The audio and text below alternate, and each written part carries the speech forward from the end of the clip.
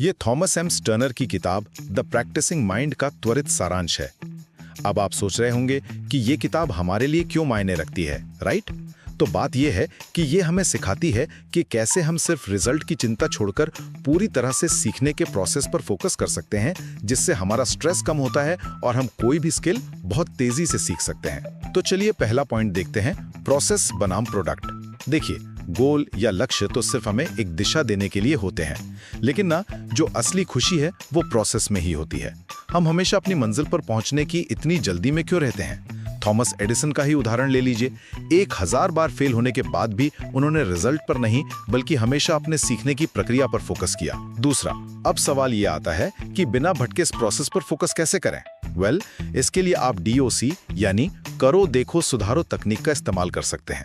अब आप शायद सोचें, क्या खुद की आलोचना किए बिना सुधार करना मुमकिन भी है? बिल्कुल मुमकिन है यार।